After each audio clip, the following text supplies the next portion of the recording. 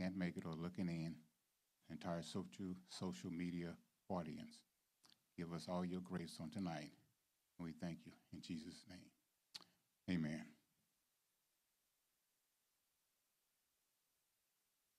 Okay. Does anybody got any questions or anything pertaining to last Wednesday Bible study? Please feel free if you have anything.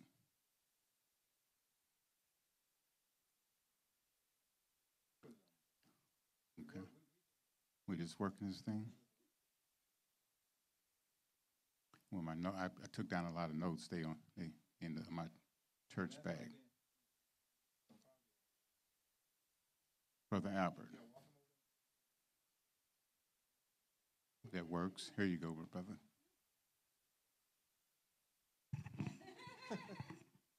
I wasn't listening. I'm sorry.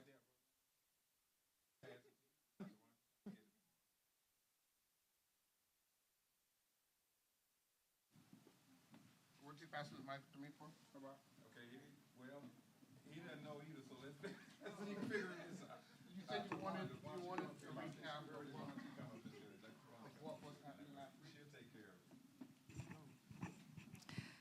So on last week, if you were with us and you took notes, we continued our discussion on Audible. It was called Audible Part 2. And we went over a lot of things that you could, have an audible to. One, such as judging. What would be your audible to judging? Very good. How about anger? Self-control. Jealousy? Mm-hmm. Here's a good one. Profanity. Yes. Mm-hmm. Stubbornness. Mm-hmm. Unforgiveness. Yeah, I think we had a long discussion on unforgiveness versus forgiveness last week, and that was something I really thought about, meditated on. I'm going through and making sure that there is not anything or anyone I have not forgiven. And I really, really had to think about it, because there might be because you think about things. I think we talked about this before. Pastor was like, if you think about it and it doesn't like anger you or upset you, then you're over it.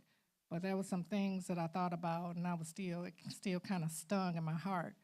So that's something that I have to relinquish and let go of. Sometimes we think that we've done it, and we really haven't. So anyway, does anybody have any?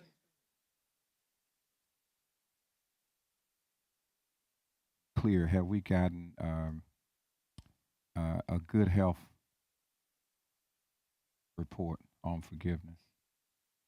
Deep down inside, are you honest enough to be able to say, is there anything, anybody, anywhere you have aught against in any form or fashion?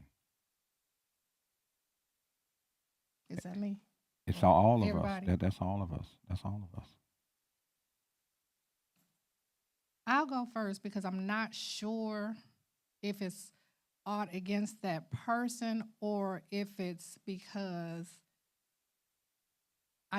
the behavior needs to change, and the behavior hasn't changed. On their part. On their part. Why is that so important? It's important to me as a mother because they're my child, and I'm thinking that they should be mature by now, at least in this sense. Well, guess what? Guess what? You're off the hook, and that is no longer your concern. Are they sane? I don't know. Okay, well, if they're insane, were they sane when you taught them otherwise? Yes. Then that's all you need to know. Okay. You've already planted the seed. From that point, it's between them and God. Mm-hmm. And if you own it, then it's a burden. Mm-hmm. It's a burden. If they have to crash and burn, they just got to crash and burn. And you just pray while they're burning that the fire stops. And you've got to trust God enough that when he deals with them, He's dealing with them for their own good, and you have to just let them take every bit of it until they surrender to Him, because they won't do it for us, Mm-hmm. and if they do it Right. for us, it's not sustainable. That's true. So it has to be where God has to get humans out of the way in order to develop accountability. Humans have to be out of the way. The human element is to be a conduit to direct them to accountability to God. And then when that happens, then you've done your part, because it's like taking them to Him. And then now you do know, and you've got to make a decision. Right. Children have broken the hearts of so many of their parents Mm-hmm. because the parents just carried them longer than they were supposed to, and that's why their heart is broken. What needs to happen is the children need to be broken, not the parents' heart. Absolutely. That is really the difference. So anyone speaking now, she said she really struggles with that. So before we get into what we get into tonight, is there something that you're struggling with? Is there something that anybody's struggling with? Honestly, here's the deal. You will find out as we talk tonight that if you're not being straightforward and clean about it, then you're going to find out there's a certain place you just can't go. We're going to talk tonight about intimacy with God, and you will never get to that place if you don't deal with these things. So if your goal is to say, I want to love God with all my heart, and then I got stuff, I'll never get there. So that's the reason why we're asking right now, is there something that you're really wrestling with that you need to say, honestly, I am, and that's very important that we're just very honest.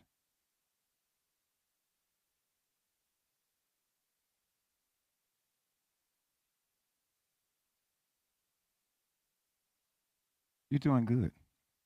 You're doing Okay. good. I'm struggling with me. I'm identifying not intentional procrastination or putting off for stuff. There are things that I want to get done. I have good intention on paper, and then I allow other things to distract me. Might be distractions. So you really don't want to get it done.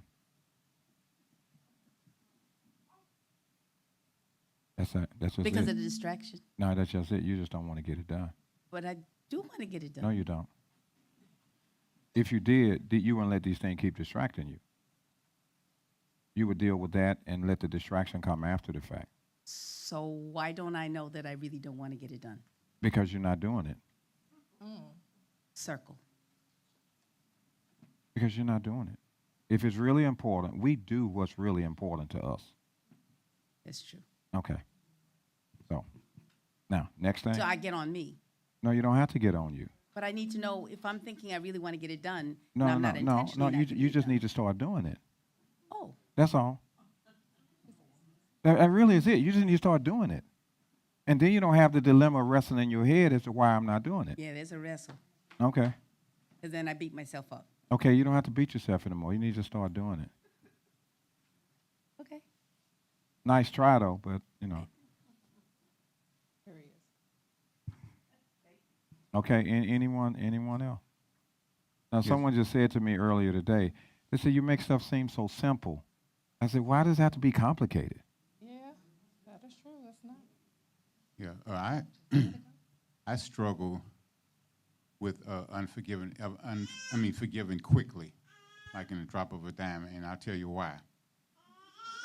Because it's mainly toward people of darkness who are not in the faith, who I know don't. Okay. Do you know where that Well, problem? wait a minute. No, you no, let me no, finish, no. though. Hold on. The reason why I'm not going Okay. to let you finish, your grace should be at a higher level toward those who are in the dark than those who are in the light, because the Lord will deal with those who are in the light, and we're His ambassadors. That we're supposed to be grace elevators when it comes to those who are dark, because such were some of us. Such were you at some point when you were in the dark. And had there not been some people who showed grace toward you, you would never have experienced the goodness of the Lord. And you did not know that so many were sending grace your way, because they didn't stop and tell you, I'm sending grace your way. Mm-hmm. Well, I've experienced no grace. I was on both sides of the coins at one point, but that doesn't affect who I am now, where I am now. I understand where you come from, Shepard, and you're Now, right I ain't about coming that, from but I nowhere. still Hold on. How many hours and days and months does it take for forgiveness to kick in like medicine? There are some time-delayed medication that we take. It goes in our system. It takes a while to work. Or is forgiveness instant? Is it pop, pop, fizz, fizz? It's supposed to be. Then it's not forgiveness. If it isn't like right now, Mm-hmm. it really isn't forgiveness.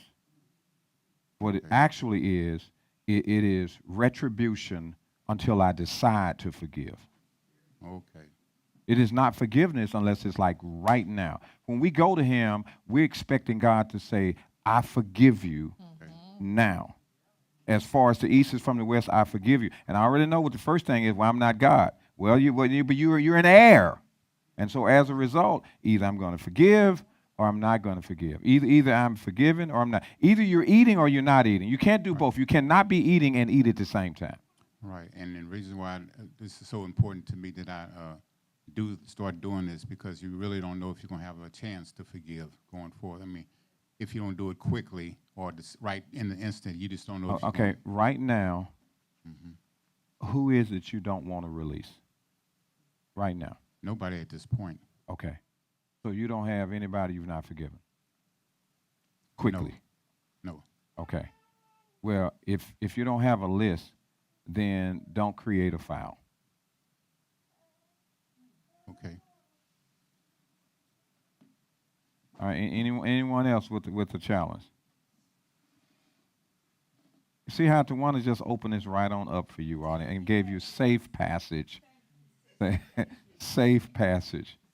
Okay. Yeah, she's the example. She came clean right away. Right away. Right away. Okay, thank you. Okay, thank you. Okay, so so for the rest of our time, we're going to be talking about is intimacy with God, and so in three parts of intimacy with God. One, to tell you what it is. Two, what hinders it. Third part is how do you get there? What it is, hindrances, how do you get there?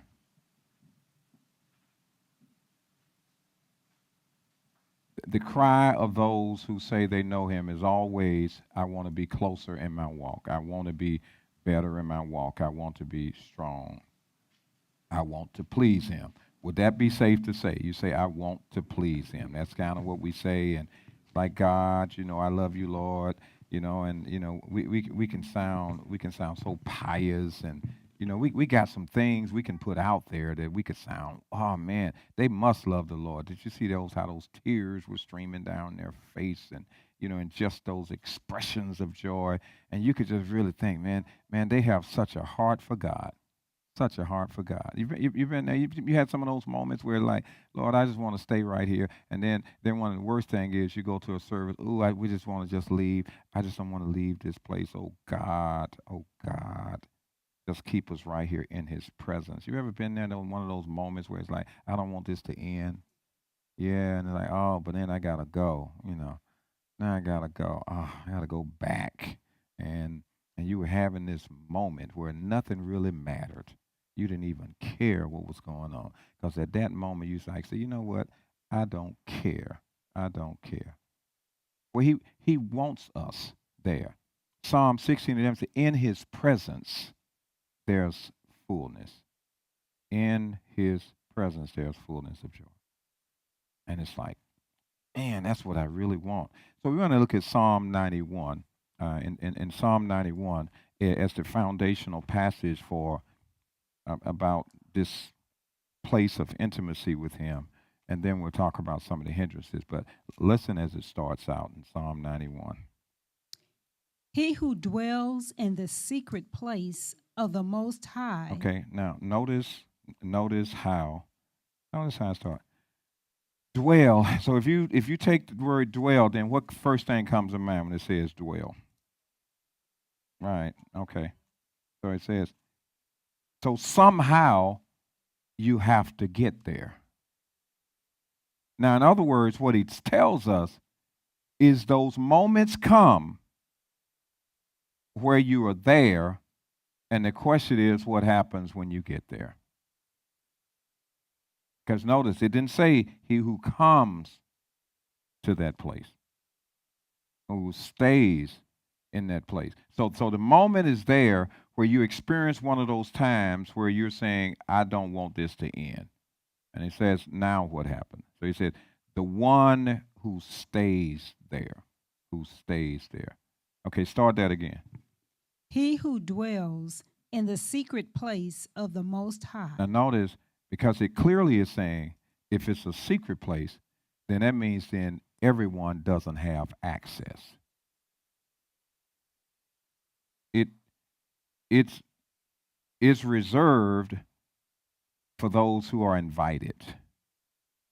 For those who are secret places, you literally have to have a way in, and the only one that can get you in is the one who is the owner or who gave somebody else permission to let you in. So it says the one who dwells in the secret place. Then it's very specific, says of the Most High. So it's his, and he's the one who determines who actually have access. Who actually have access. So when you think about that, then it says it's a privilege, and you just can't ring it up like that just because you want to. There's a point of entry where he begins to allow that to happen. Okay, keep going. Shall abide under the shadow of the Almighty. I will say of the Lord, He is my refuge and my fortress, my God, in Him I will trust. Now, if you notice, when it says this, when you recognize this, you realize how secure and how peaceful, how safe this is, and you trust Him more. And notice that the fact that you know that you're in His presence begins to elevate the trust. You begin to relax knowing that of whose presence that I'm in. Have you ever been right when you all were just like the little one here? If you notice, the one with the least concern of all in here is this little lady. She doesn't even care. Not thinking that somebody's going to drop her. Not thinking about any of those things. She's just going on about it, and because it's like I'm comfortable. I'm not concerned. I can just be me. I can just go on and do. I don't know what I should not be doing. I'm just doing. I'm just doing because I know that where I am, it's okay. Where I am, it's okay. See, anywhere it's fair game. Now while she's crawling around it, she could care less. So we would be more concerned about what she might do than she is. She could care less about any and all of this. I know it. You can come on over here if you want to. Right. Whenever you get ready. I know, whenever you get ready. I'll see you in a minute. And so he says, you're invited, you come, and he said it's in his presence that is there. And I trust him. I began to trust him even more. Keep reading. Surely he shall deliver you from the snare of the fowler and from the perilous pestilence. He shall cover you with his feathers, and under his wings you shall take refuge. His truth shall be your shield and buckler. Do you notice how he's saying, when you know that you're in his presence with all these other things happening around you, and there's a lot, lots of things, lots of people, lots of not so good things that are really happening all around you. It says, but you are assured that in spite of all the threats, all of the violence, all of the things that happen. I was just sent a note a little bit earlier. Someone had an axe, and they hijacked a car from somebody. They walked up to the vehicle with an axe today here in St. Louis. Yeah, they did. That's with an axe. And they usually say an axe. Yeah, a real axe, like an axe. An axe. Okay. So what would you have done? You ran over them. Okay, all right. Okay.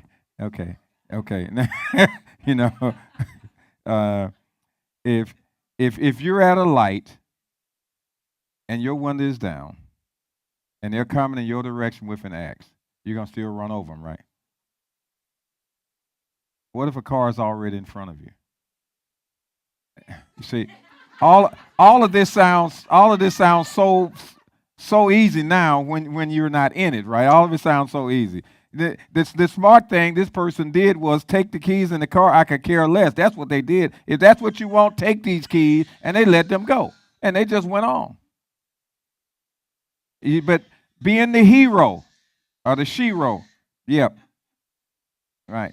And so it says now, so the security of all of that lets you know. Verse 5. You shall not be afraid of the terror by night, nor of the arrow that flies by day, nor of the pestilence that walks in darkness, nor of the destruction that lays waste at noonday. Are you hearing in this all the things that could be going on around you? All the things, and you're seeing it. The terror. At one point, you were expecting a lot to happen when it's dark, when it's night. Right now, it's in the middle of the day. It's any time of day. It's at any and all time. Then this promise in verse 7. 1,000 may fall at your side, and 10,000 at your right hand, but it shall not come near you. Keep going. Only with your eyes shall you look and see the reward of the wicked. So notice that this is one of the other reasons why when we talk about forgiveness, he says, "Oh, I got them covered." You notice the promise he says in verse 8, "You will see the reward for what the wicked does." You'll see things. You'll see things happening. So many times, it seems like people are getting away with.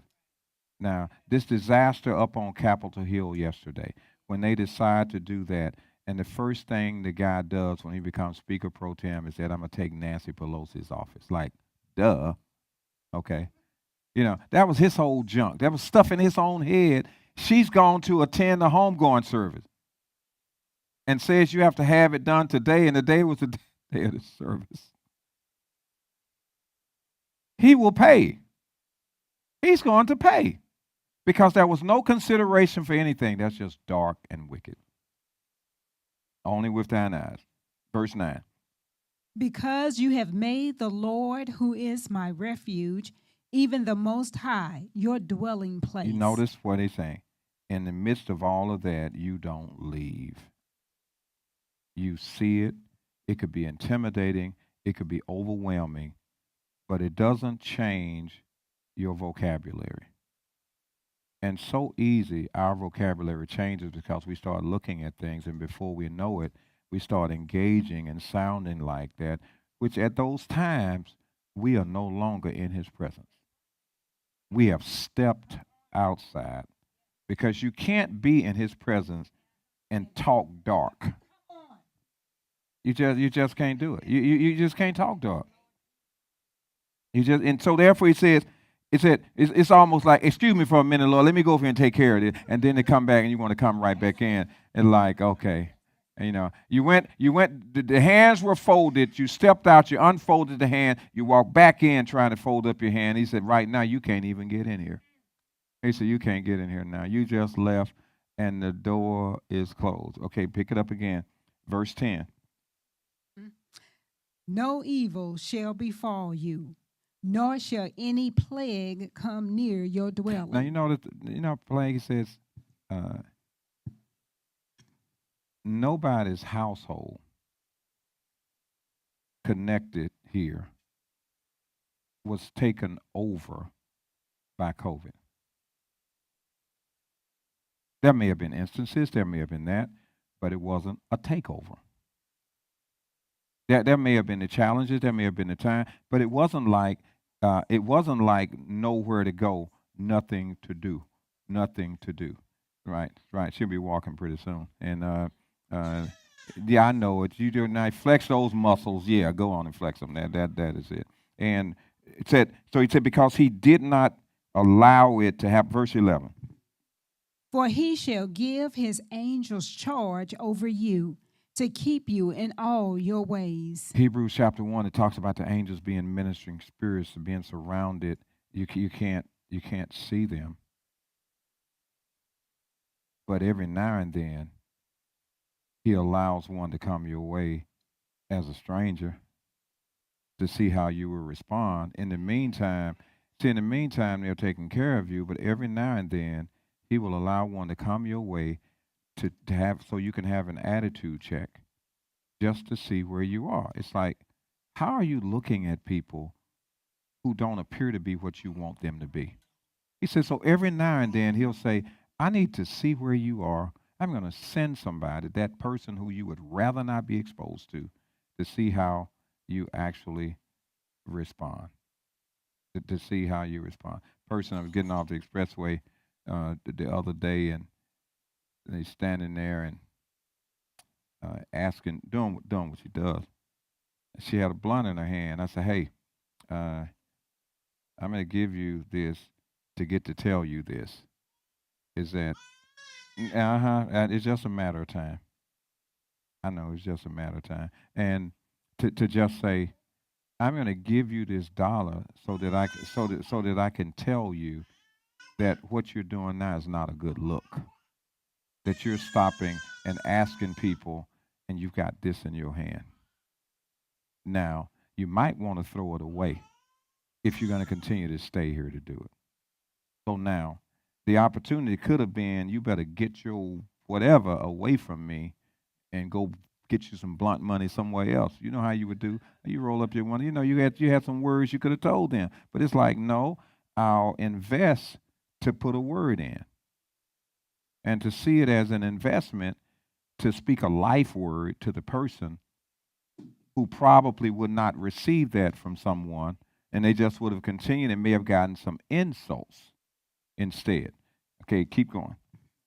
In their hands they shall bear you up, lest you dash your foot against a And stone. it's talking about how the angels shield and protect and keep things away and keep you alert enough that, that sometime if you drive, it's some things you don't see, but you're able to become alert enough to put your foot on the brake whenever you get a chance. Whenever you get a chance. Whenever you get a chance, let me have the hand. Let me have the hand. Let me have it. Now I got her. She was going somewhere else. She was going somewhere else. She was going somewhere else. She was. Uh-huh. Come on. Yep. You said this is good enough right here, isn't it? And you said this is good enough. Mm-hmm. So he said, so he keeps surrounding and keep protecting us and letting us go to these different places. You're just having a ball, aren't you? I just know it. I know it. They are too. You see them out there? You want to wave at any of them? You want to wave at any of them? Want to do this? Yeah, you want to wave at any of them? You want to wave at? You want to wave at any of them?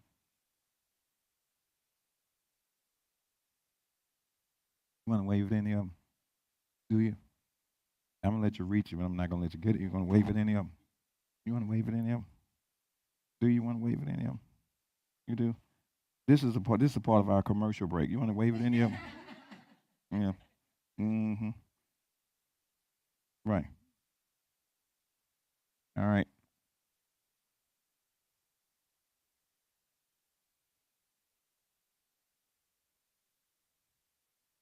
Yeah, for a minute. She'll be back. So keep going. You shall tread upon the lion and the cobra, the young lion and the serpent you shall trample underfoot. Now, it is letting you know that there are some devastating things that you face. Yep, there are, that too. There's some horrible things that you're going to be exposed to. And he says there are so much that you have no idea as to what we have faced. And he's gotten us to the other side of it. You do not know what you have eaten that's had something been contaminated by it, that it stayed on the shelf too long. Somebody did it, and it was able to get through your system properly, and you did not know that some other people were hurt by it. Some other people were food poisoned by it, and it did not affect you the same way. It's just all these things that are around us that God is having. Verse 14. Because he has set his love upon me. Hold on. Just circle that. Listen to what he's saying. Because he has set his love upon me.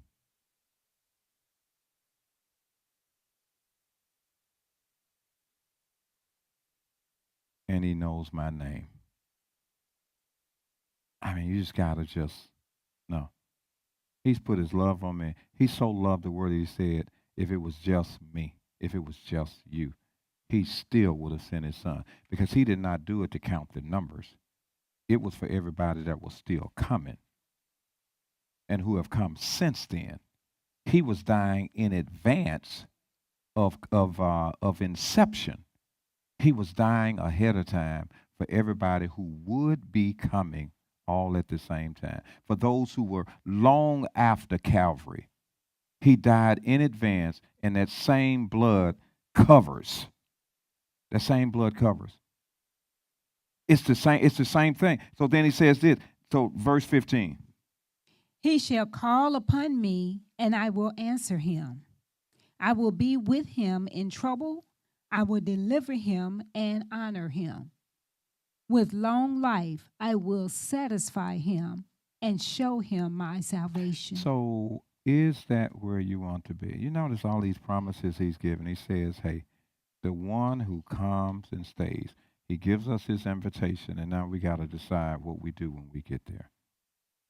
What we do when we get there. And it's asking you, what do you do when he brings you into his presence? You know, he allowed us to experience his presence in a very unique way on this past Sunday. He allowed us to. He said, I'm going to bring you into a space, and you don't even know how I'm doing it. Now, what are you going to do as a result of it? He said, so what are you going to do as a result of that? He said, every time I do something, I'm trying to tell you something. And are you really hearing what I'm saying? Or do, before you know it, you go back to what you were doing? Or do you find yourself, something like this, getting engaged in activities that will take up more of your focus, that you've forgotten that I just had invited you in? Or did you continue to act as though you were in my presence, although geographically things changed? Should it change geographically when he is omnipresent? If he is omnipresent and you were in his presence, should you still not act like you're in his presence in spite of where you go geographically?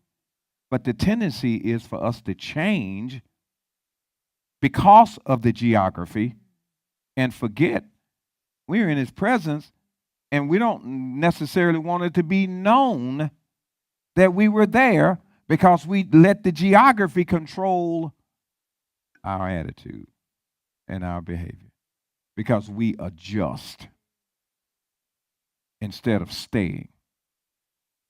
We adjust because the dynamics of the environment change. Why don't you talk about that for a minute? How do you get there? How do you get to that spot? How do you get to that? We're talking. Let's talk to this. How do you get to that spot? How do you get to that spot?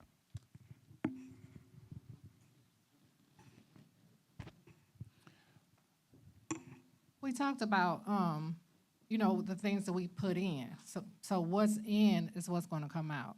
So I think that is one of the ways we get to that spot, constantly getting the word in and meditating on the word and praising God is how we get in. So how often or how easy is it for you to let someone you engage or an environment you in to control the narrative, to take you out of that place? And that's just not just targeting you, but it's like that. You knew, and they extended an invitation to step into another space. Right. And it's like, you got to step down to do it. You got to give something up tremendously to get to that place because you've been invited down. I know for myself, I used to allow that distraction, but I'm learning to recognize my peace is too valuable. I'm not. No, I just don't allow the distraction. Because the invitation is going to be there.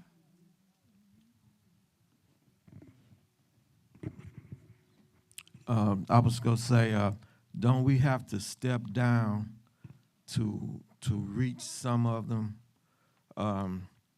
like for me, I work with a lot of guys, you know, and a lot of times they'll be in the office or whatever. But a lot of times I will, you know, go to myself and I read or whatever. But sometimes I'll go in there with them and I'll listen to all the foolishness they talking. But I'm stepping down trying to let them know that I'm not just holy as thou, you know, I'm human too. And the same things that I'm going through, or they could be delivered from the same things that I've been delivered, because I've been on the other side of that before too. So when you say you step down, what do you mean by that? I'll be in, you know, while they're in there talking foolishness in the office or something, I'll be in there, you know. In there with them? Yeah. It's, you know, most of the times I kind of try to stay away from them, Okay. you Well, know. I love those conversations, but But, that's a whole yeah. nother story. It's like, because So- you can change it. You can change the dialogue because they always give you an opportunity to. But you have to be going in knowing that that's why you're there. It doesn't just because everybody else is doing a certain thing and you're in an environment doesn't mean you do. And you can decide when your opportunity to say something is that you shift it. They know who you are if you don't try to not be who you are. It's the consistency that they will. I mean, they may go at you hard early on until it's very clear that they know who you are. Once it's clear, and then behind you. Then once it's clear, then they begin to say, oh, okay, you know, we tried to spook him off and it didn't happen. Well, now they realize, oh, well, he's legit. Because you have to be tested. You have to be tested for your own sake to see, am I really there in the midst of all of this? If I run from it all the time, then that means then I got to question whether or not, although it's not the most comfortable environment, but if I'm on mission, then it's like, hey, they can say whatever they want to. And like, you know, they can talk that, but when I get my chance, let me say something, you know, and that's great, but, you know, here's where I am right now. Here's where I am. You can say where you are without putting somebody down. You can be very, you know, very, very clear about that. Yes, ma'am. It's just like the light is shining right now. When we go in a room, our light is going to shine who we are, and we're not hiding it, but we're letting the light shine on the darkness. But you just said if you don't hide it. I'm sorry? But you're correct. If you don't hide it. If you don't hide That's it. correct. If you don't hide it, your light is going to shine. And you'd be amazed that people around you are looking for light. They looking for the light. They'll come to you and ask you questions, or they'll see you in the hallway, or they'll see you passing by somewhere and looking for that light. Because people are looking for, they're looking for the Lord, and sometimes they don't even realize it. So they see you, and they realize there's hope for them in the future, hope for them right now. Okay. Anybody else? Yes, this is very enlightening to me, and I got some changes to make going forward. But I just want to comment on a couple of things. A coworker of mine a couple of days ago came up to me, and out of all things, said they was having a hard time. They easily to be offensive. And I was like, I'm the wrong person to. Well, no, I ain't the wrong person. But anyway, way back. Now, which when one is true? Because you just became two different people. Now, which one of them is I'm true? the right person, but once upon a time I would have been the wrong person. I was just ministering to them and was just letting them know what I know, from the Word of God, that we, especially and they were Christian, they was in faith. I said God doesn't expect us.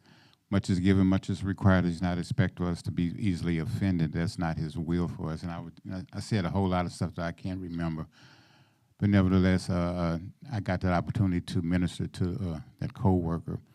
And getting back today, where we were just talking about, God is omnipresent, and He sees all, no matter what location we were at, all around the world, He's there. And me, myself, I have to be mindful of that and stepping out of His space. Excuse me. For me, I'm easily, not so much easily to be provoked, but I find myself being provoked with people who are the closest to me when I know they know the word just like I do, and when they, But you think they do. well, I think they do. Yeah, Well, you think they do. well, I Do you hope know they do. that they do? I know that they do it well. you I think know that they've they been do? exposed to it like me. But do they know it the way you do? Some of them do, I believe. Do they know it the way that you do? Okay, well, I guess I shouldn't speculate that they do. That is the Okay. distinction. That is the distinction. distinction. Because we could have people coming in here every time we get together, and it's heard because of the soil of their heart in a very different way. And because you grasp it a certain way doesn't mean that they have received it the same way. And you say, you should know this. Because oftentimes we'll come back to say, you should know this because we know this. But they are not necessarily the same. Okay. Another question about judging. Now, does people who don't want to be held accountable quick to say that, they're being judged just because they don't want to be held They'll accountable? tell you, don't judge me. You're talking about those type of individuals. Yes. Everyone doesn't, if you really play it out, everyone doesn't fully understand what being accountable is. Accountability is a missing commodity in the life of people in general, whether it's in the church or outside of the church. People would prefer the natural makeup is to say, I don't want any restrictions or boundaries. I don't want anybody to tell me what to do. You live your life, I live mine. That's the natural design of the world. It's normal.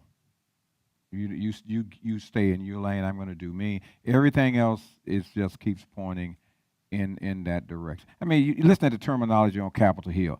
The weaponized Justice Department punishing its citizens. They're only talking about one person. They're talking about one person. Because they can't say all of this is going on, but they are specifically saying that party begins with the R is specifically saying it because of one person who they believe the government has under watch. Because if it was true, they'd have to talk about the president and his son. Because the Justice Department is gone at him. So, but it's like this weaponized department. If it's so weaponized, then why is it that his son has been charged? So we just take it for granted that certain things are a certain way, and that's not really true. Okay. I'll get everybody afterwards.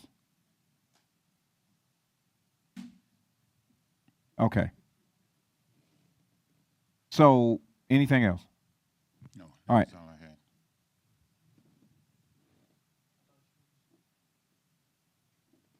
There was something you were going to say? Okay. All right. So we understand. So we're back at, let me just say this last thing about the presence, and then we'll talk about the hindrances. And I just thought about today was at this conference. So at this conference these last few days, it's been scientists from all across the country who deal with dementia and Alzheimer's research. So this was a gathering. They were from, there were over 300 physically present, and then maybe 200 more online in that regard. So today I was to be facilitating a discussion in order to get some feedback to give to the people.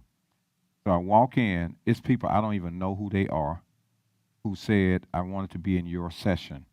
But they had already been identified to be in a session, and they were checking their labels to try to find out whether they're in the one I was to lead in order to say, I want to be in yours. Well, now, again, some faces, I don't even know who they are. But it obviously is something about experiencing me by other folk who probably have said something if you could get to that session. Are you following it?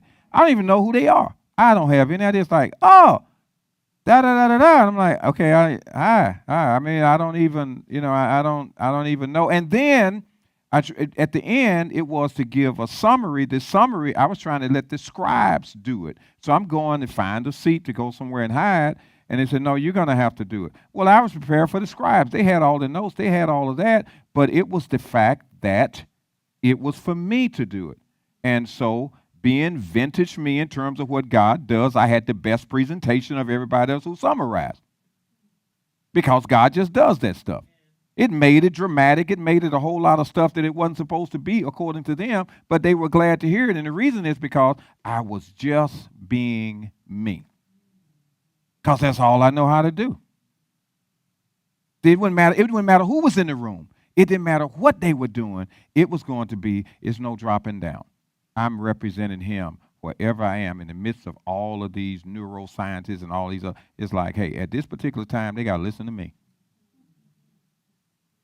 Are you understand what I mean? At this time, they got to listen to me. I don't care what's behind them, what they're doing. It's that it was what God did, and if I'm representing him, then I got to represent him all of the time. And it doesn't even matter. Now, they can have whatever thoughts they want to after the fact. Too late. It's online. It's recorded. Other people are going to see it and everything else. Now it's going to be all over the place because it was all a part of some presentation that I was trying to get out of. Yes, sir.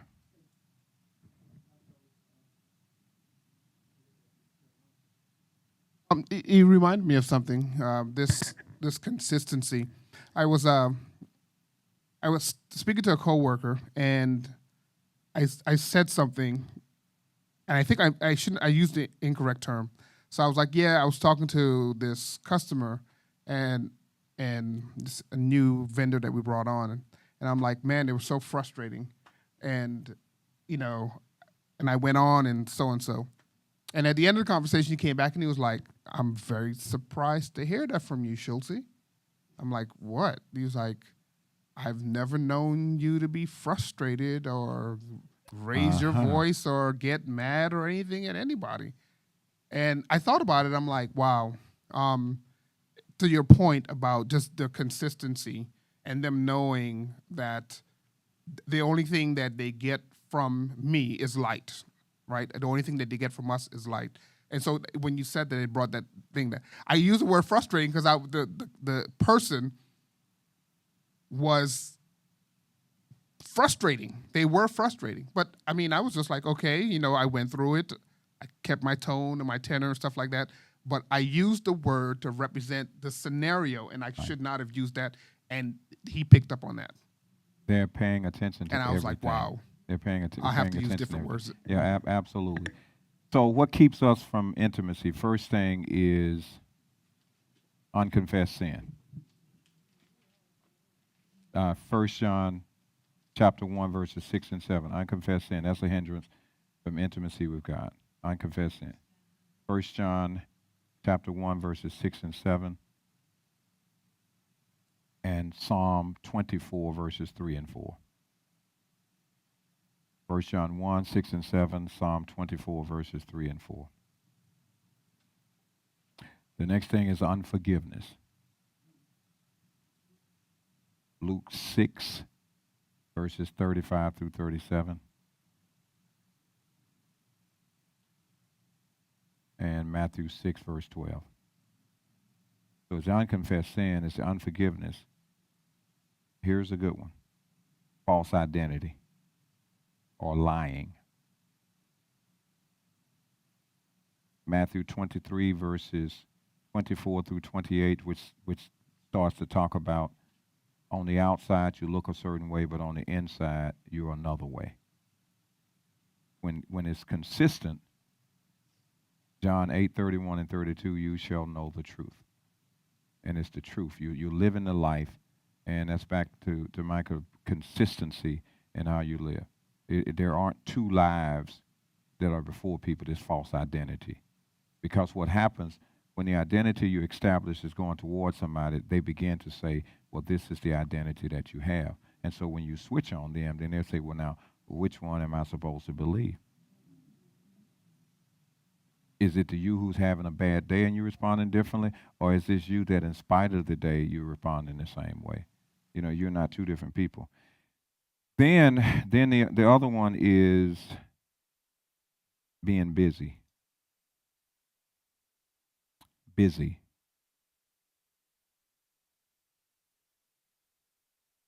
Psalm 46:10, be still, be still, be still. Stop, stop, stop, stop. You're trying to say, God, I want to be in your presence. I really want to do this. And he said, hey, wait a minute. Yeah, but God, I got to go over here and take care of this. I got to go over here and take care of that. It's like, well, no presence. No presence because you're not present. Have you ever walked away from someone while they've been trying to say something to you? It's like, wait a minute, hey, wait a minute, I'm busy. I'll talk to you about it later. You're like, hey, wait a minute. So here's God oftentimes say, I want to tell you something. And you say, I got to go over here and do this for you. It's like, God, I'm getting ready for church. Hello? It's like, can I talk to you before you get there? Can I tell you something?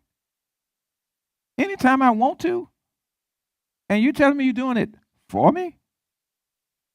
Well, I don't want to miss the reservation. I got a reservation at a certain time. Like, I can't talk right now. I got to focus on driving and getting there. Like, whoa. What if I don't let you get there? You mean you don't have time for me to maybe say, hey, I love you? You don't have time because you about your business? Because I just might have spoken at that moment for what you've been waiting to hear for a very long time, and I was about to say it, but you kept saying, I'm busy.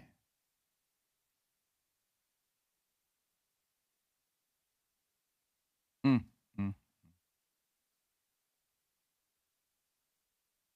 You think? I'm getting ready for something big, and I've dedicated it to the Lord, and He knows that I'm gonna give Him grace. I'm gonna give Him credit for it, and so I'm getting ready to praise Him. I'm getting ready to tell Him about how good He is to me for giving me these opportunities. And He's saying, "Hold on, wait a minute. Can I change the script?" He said, "Do I have a right to change the script for what you say you're about to do for me?" Like, hold on for a minute. I just want to alter it. Is it okay? But God, I got to get ready because they're going to be waiting on me. And like, but what I have to say, you might have to use what you have. Is it okay?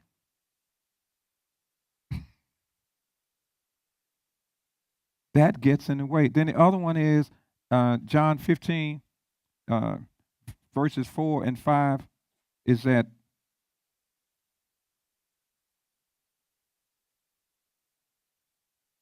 well, you got enough for the hindrances. This is the process. That's enough to keep us occupied. The process is I have to learn how to abide. I have to learn how to abide.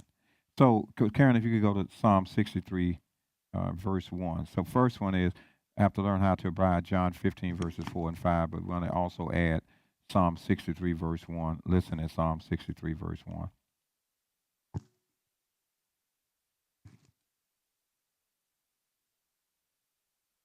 Psalm 63 and 1. O God, you are my God. Early will I seek you. My soul thirsts for you. My flesh longs for you in a dry and thirsty land where there is no water. All right, do that again. O God, you are my God. Early will I seek you. My soul thirsts for you. My flesh longs for you in a dry and thirsty land where there is no water. All right, keep going. So I have looked for you in the sanctuary to see your power and your glory.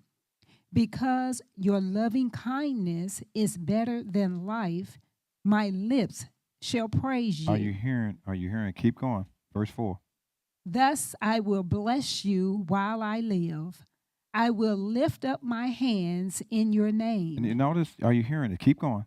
My soul shall be satisfied as with marrow and fatness, and my mouth shall praise you with joyful lips. Keep going. When I remember you on my bed, I meditate on you in the night watches, because you have been my help. Therefore, in the shadow of your wings I will rejoice. My soul follows close behind you. Your right hand upholds me. But those who seek my life to destroy it shall go into the lower parts of the All earth. right, stop right there. You notice what he's saying? You go there, you will forget about what's after you. All the things that you find yourself complaining about that's not going right, and the people who are trying to work against you, it's like God detours them somewhere else because they can't get in his presence. Are you following? They can't get in his presence. It's when you step out to deal with them, to put them in their place, instead of just stand there and let him. It's just like they can switch the track on trains, headed in the same directions, and switch it so that they don't run into each other.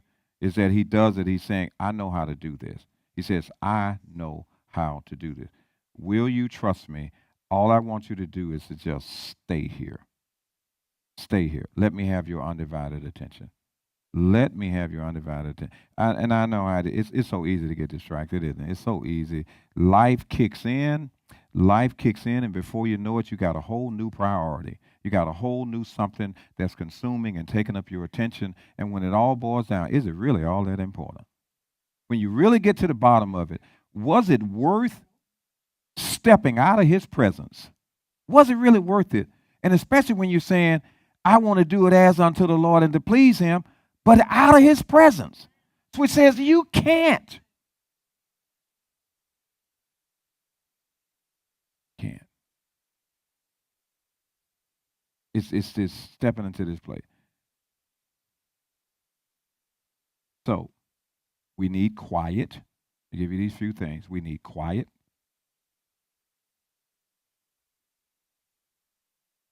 Now, you're staying in his presence even when you haven't stepped away just for you. You remain in his presence even in all your day-to-day. It's doable when you understand. It's like Isaiah 26:3, I'll give perfect peace if their minds are stayed on me. I will keep them in perfect peace whose minds are stayed. In other words, you're not letting it distract you. Again, you can acknowledge what's around you. You know, we showed you all about attach and detach. You can acknowledge the fact, oh, this is hard. Like Michael said, it was frustrating. He could have said, you know what? You know, God, this was so frustrating for me. So he'll know that was a conversation between him and the Lord, not with a person. Now you follow me? God, that was tough. I didn't really want to deal with that, but I'm just so glad you stayed with me. That's the conversation with him, not with the folk. Because, see, everybody can't handle our frailties. Okay, you follow what we're saying? There's somebody here like, you too? Oh, you too? Oh, if it's got you like that, then what chance do I have? I thought you were. Are you following? That's why when he says, cast all your cares on him, hold on, let me just detour for a minute. Philippians 4:4-8, in order to see. He says, talk to me, and then I'm going to kick you back into where you need to be just in case you find yourself about to drift. He says, I'm going to do something so then you'll be reminded, I don't have to leave. He's like, I don't have to leave. Verses 4-8. Rejoice in the Lord always. Again, I will say, rejoice. Let your gentleness be known to all men. The Lord is at hand. Be anxious for nothing, but in everything by prayer and supplication, with thanksgiving, let your requests be made known to God. Because he's saying, are you willing to thank me for what I just grew you through? 1 Thessalonians 5:18 says, in everything give thanks because this is the will of God in Christ Jesus concerning you. Or it could have been an awful situation or a very trying and testing one, but he says, will you still thank me? He said, will you still thank me? Like we had an appointment for somebody to come and come by the house to do something, and they didn't come. They didn't reach out and say they were not coming. But you know what I did? I just reached out to them to say we have to schedule another time. How about that? Rather than going that other route that we could have gone, I wish I would call you again. There's a whole lot of other ways you could go. You follow what I'm saying? Yeah, you think I'm gonna call you again? I'm gonna put the word. It's like, nope. We'll just do it again. See that? I mean, you follow what I'm saying? It's like, no, the grace. It's grace. It's grace. It's just grace. When I reached back out, then they said, yes, it went longer than I thought. Can we do it tomorrow? You follow? But grace extended. Because you could have worked your head into some spaces. It's like, nope, no. No, absolutely not. Nope. Like, no. Like, no. Like, no. Like, no. We're not making those visits. We're not making those visits. Right. Right. Right. You know what I did? I stopped, got something to eat, went on about my business to keep on, see what the next encounter might be. See what the next, like the mothers in the church say, I'm going to keep on running and see what the end going to be. Okay, that's what I said. I'm going to see what's next.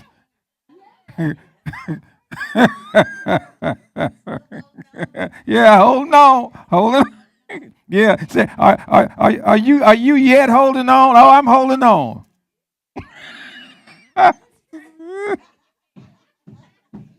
Right. All right. Okay. All right. Yes. Right.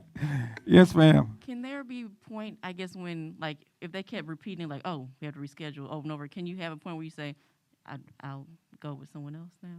But you have to take the first step. You got to be responsible to take the But first it's okay step. to do that after, if you take the first step. But that, in most instances, you probably will not have to, because a conversation will take place. And you're able to remind them of the value of consistency. But if you don't extend the grace, you don't get the chance to have the conversation. If I'm going to give somebody $1 to give them words of encouragement for having a blunt in their hand, then surely I can say something to somebody else. It's because it's an opportunity that would not have taken place had they showed up. Because some other people would have took them to task. But it was, no, we're going to do it the other way, because it's about building them up. And that's what I heard when I understood that part, but I was just using the example if it kept continuing. Right. Well, I would have forgotten their number if it kept continuing. After a certain amount of time, it would have been shaking the dust off the feet. But in the meantime, if the dust comes off the first time, then you don't have to be concerned about shaking it off. But you gotta go grace first. You gotta go grace first. So back to the passage in Philippians. Let the request be known. Verse 6. Okay. Be anxious for nothing, but in everything by prayer and supplication with thanksgiving, let your requests be made known to God, and the peace of God, which surpasses all understanding, will guard your hearts and minds through Christ Jesus. Now that this gift of the peace of God that you can't explain only comes if you do what preceded the other verses. It does not kick in, because the qualifying criteria is rejoice in the Lord, and you keep on rejoicing. Make your life be consistent. That's what let it be known by moderate. Let your life be consistent. Let your requests be made unto God. Give thanksgiving. Just, in other words, let it go. And then suddenly he says, I've got your attention. And because I have your attention, I'm going to unleash my peace your way, because I've got your attention. You're not focusing on the cares, the concerns, and all of that. So as a result, I'm going to give you this peace release. Is what he's going to do. So that you need time. You need quiet. So it's quiet time. Quiet time is a replenishing. Quiet time is not just to keep you in that place. That's just a time that you are catching your breath. And here's the thing. Don't put yourself on the clock. Too many times, like if I get my 15 minutes, my 30 minutes, my hour, take yourself off the clock. You're only done when you're done. Sometimes it just might be 5 minutes. You just got to show up and see where it goes. Which means you can't do it already having something else ready to do. Well, I know I got to be out of the house by such and such a time, so I'm going to start now. And you send me, the clock is already ticking. Like, no. Because what if he say, I need 15 more minutes? Like, no, God, you know I ain't got no 15 more minutes. You already know if I'm late for this job, you know. See, that was the problem. It's like, whose job is it anyway? How'd you get in the first place? What is this going on with this? That means get yourself up. If you know you got a dragger, if you know you're a foot dragger, get up where there's no potential conflict. So you're not thinking, I've got to do this, I've got to do that. Do it the night before. I've got to do this, got to do that. You got to just prepare yourself. If you were going to make a special visit to a dignitary, you would prepare yourself for it. You would have everything in order so you were not pressed, frustrated, or anything else getting ready to go there. You would have your best of whatever it is you wanted them to see, and you would have it.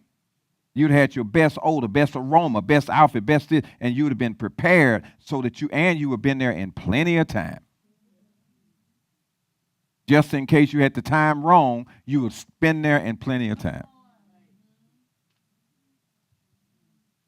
And that's why he says, just show up.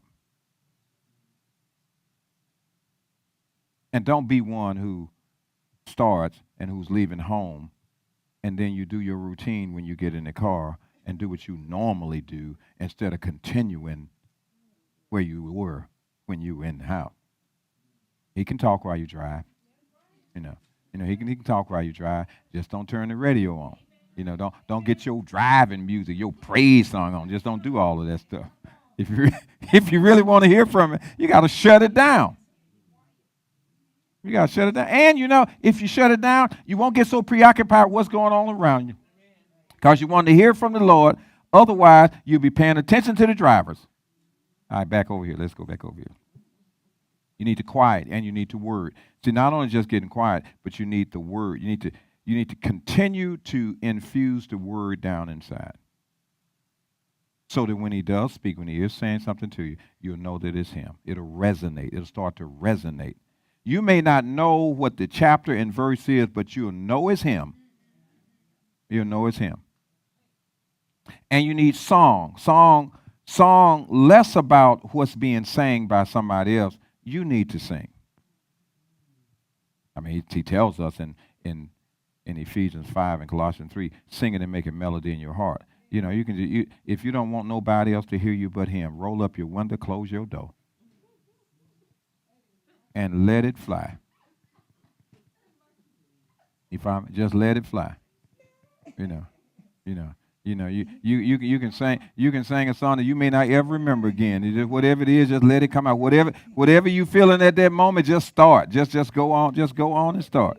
That really is it, because that's melody in your heart. Melody in your heart. Nobody has to understand it. Nobody has to understand what it is or what it sounds like when they say, oh, you can't sing. What do you care about what they say?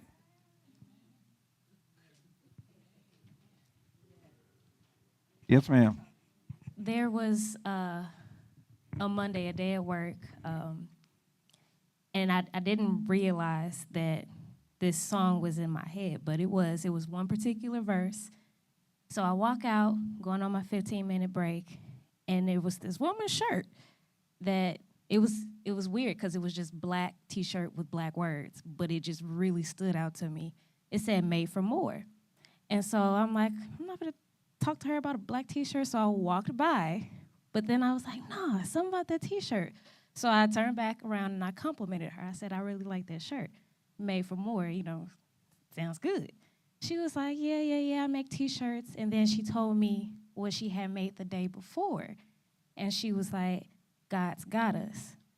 And I was like, dang, that sounds familiar. That sounds real, real familiar. And I'm like, because it's been playing in my head all day. I wasn't really thinking that that's what it was, but that's what it was. I'm like, that's the only part of the song that I know, so I know that it's that song, and I hear the song, that's the only part I know. And I was like, So you want to hit her know why you got the mic? I just wanted to share because I thought it was real No, awesome. I understand that. I say you want to hit her know that No. the part you know. No. Okay. No. All right, okay. I All right, just, go on. that's the only part I know. And I got in the car. I'm not gonna lie, wasn't really in the smiling mood, but I wanted to come in the car and talk to him about it. Like, dang, that was real cool that she did that. Like, I didn't even know why I wanted to talk to her about her shirt. And then she happened to mention that. And so it was just like, it was so small, but just sometimes like those little gifts of love and reminder that he sends to us. I'm like, how you talking to me through one verse that I didn't even know about the song until she thought or told me about it. So I just, stuff like that he sends us on a daily basis just to remind us to knock like, hey, I'm talking to you. Are you listening? So I wanted to share that. And he's always wanting our attention. On our attention. He says, if you listen to me first, there's some things you won't do. Then you won't have to come back and confess your sin. He said, if you listen at first, you might not have to, like, I was trying to tell you. He said, I was trying to tell you, this is not your fight. And he said, I was trying to tell you, but you decided to take it on, and I stepped back. Oh, and he'll let you go out there, and sometimes you pick these fights and you get burned. You get burned. Yeah, so the other thing, you make requests. This intimacy with God, you do need to make requests. He may not answer any of them the way you're supposed to, but that's okay too. It's okay. He's giving you permission to make requests. But after you make the request, then he says, now I want you to listen to me. He said, I'll let you come to me and drop it all down, but I need you to listen to me. Because when this peace of God starts to kick in, suddenly some things that were important are no longer important. Even many of the requests that you had, you find out they are not really significant like that. They're not really even significant because you realize I've got something that I can't pay for already. That's more valuable. More valuable. A person was telling me today, I said, so what is it that you really want? I want peace and I want wealth. I said, oh, you got it all mixed up. The peace you can't pay for. The wealth you can lose. So you got it all wrong. You can take the wealth off your list, pursue the peace, and that's invaluable. Because this peace then, did you know, and we'll stop here, did you know that with the peace of God consuming you, he will give you witty ideas and give you clarity on things because you're not troubled by all of what's not. His peace fills in the gap for what's not that you're trying to contemplate. He says, you don't have to go through all of this. I just need for you to chill. He said, when I want you to have it right, I'll say it to you right. But you have to pay attention because it might be through a T-shirt wearer. I'll use everything available to me to say to you, did you notice how that particular bird was flying that you've never paid that much attention to before? And then all of a sudden this certain bird just showed up somewhere and he was trying to say something to you. You haven't seen it like this. And it sat there and looked at you and then it took off and did something. And then you're trying to wonder where did it go? Where did it come from? It doesn't belong in this area. He does all these things where all of a sudden you may see a yellow bird and you may not ever see a yellow bird again. A yellow and red bird that you say, wait a minute, I don't ever see it. He'll just do these little things and they'll disappear and you don't see him again.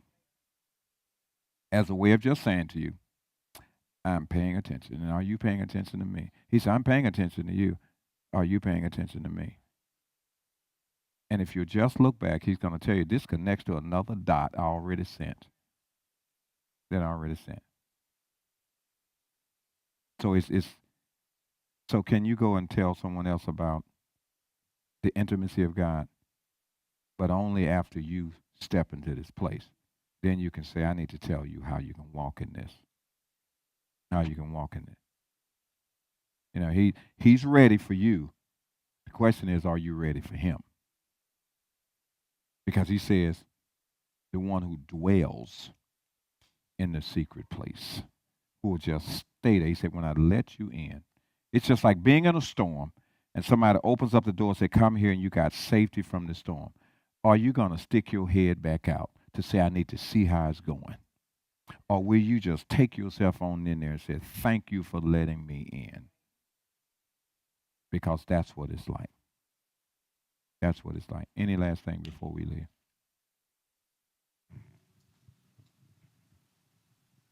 So, Father, we thank you for the invitation to come to your secret place, because your desire is for us to be there. And thank you for that, and also for giving us a chance to even step out if we choose, that you don't want to have us to feel compelled to be in your presence.